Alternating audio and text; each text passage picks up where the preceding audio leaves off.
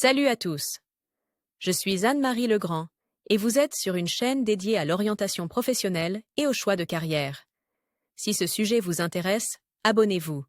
Et maintenant, passons directement au thème de la vidéo Le d'aujourd'hui. médecin s'occupe du diagnostic, du traitement et de la prévention de différents groupes de maladies. Il s'agit d'un spécialiste ayant suivi une formation médicale supérieure. Cette profession convient à ceux qui veulent travailler avec les gens et qui aiment la biologie, la chimie et la physique.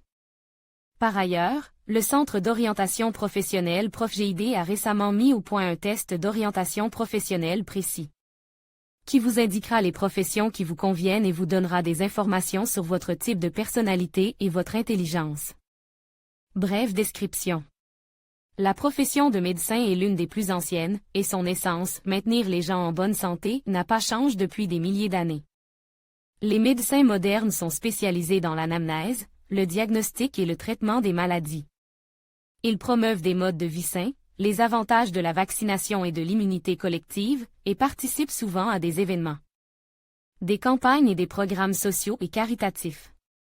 La durée de formation d'un médecin est de 8 ans, mais l'obtention d'un diplôme ne met pas fin aux études. D'année en année, les médecins acquièrent de l'expérience, améliorent leurs qualifications et acquièrent de nouvelles connaissances. Lire aussi caractéristiques de la profession. Médecin est le nom général d'un vaste groupe de professions.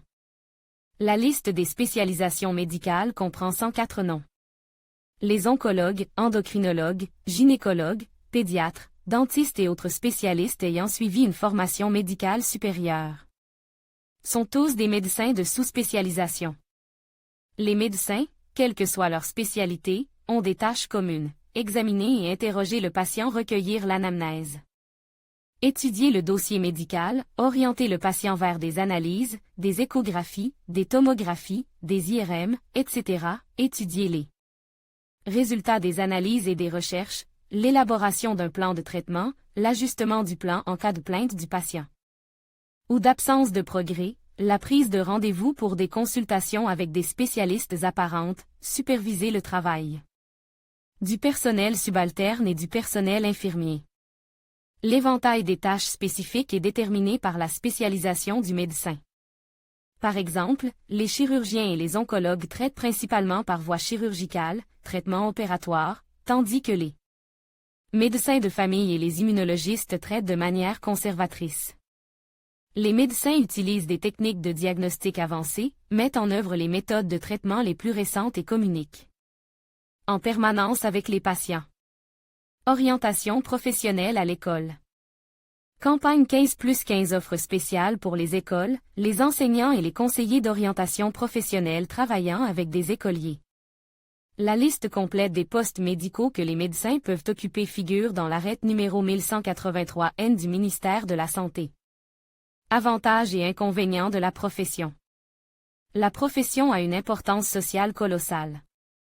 Un large choix de domaines de formation, un médecin pouvant à tout moment changer de spécialisation en suivant un cours de recyclage professionnel relativement court, à partir de 288 heures, le plus souvent la formation dure 576 heures.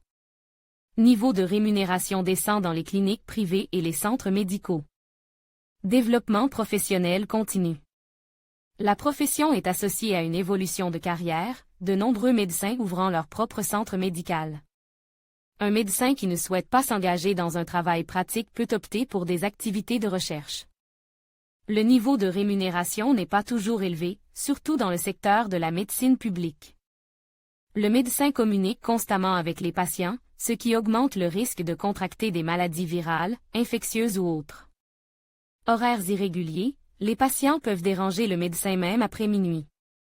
Formation longue. Grande responsabilité et la vie d'un patient dépend souvent du professionnalisme du médecin. Des qualités personnelles importantes. Le médecin est une personne dotée d'une empathie prononcée, mais il a besoin d'un scepticisme médical sain. Un bon médecin est désintéressé, honnête, possède des capacités d'analyse bien développées, est communicatif et se caractérise par son sens des responsabilités. Il est attentif aux details, respectueux des patients et de leurs proches, et est attiré par l'apprentissage et le développement continu.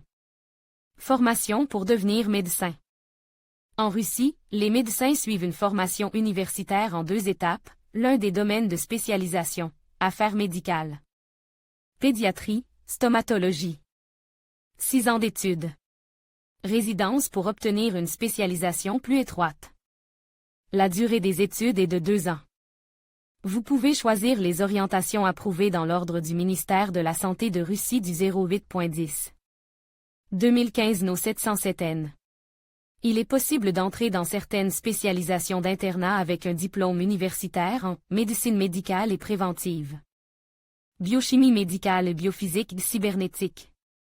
Il existe 104 spécialités médicales dans les établissements d'enseignement supérieur qui correspondent à la nomenclature approuvée par le ministère de la Santé.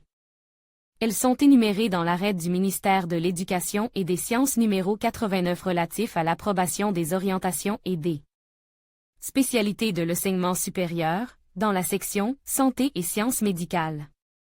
Après avoir reçu un diplôme et passe l'accréditation, le médecin a le droit de commencer son travail pratique. Le médecin doit constamment améliorer ses qualifications, sous peine d'être suspendu de ses fonctions.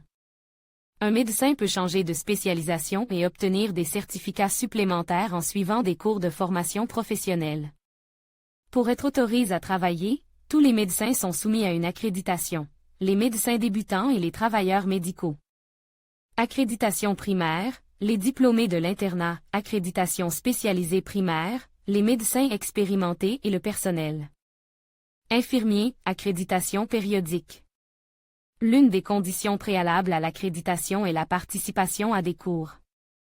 Le quiz gratuit de ProfGuide vous aidera à choisir le programme qui vous convient.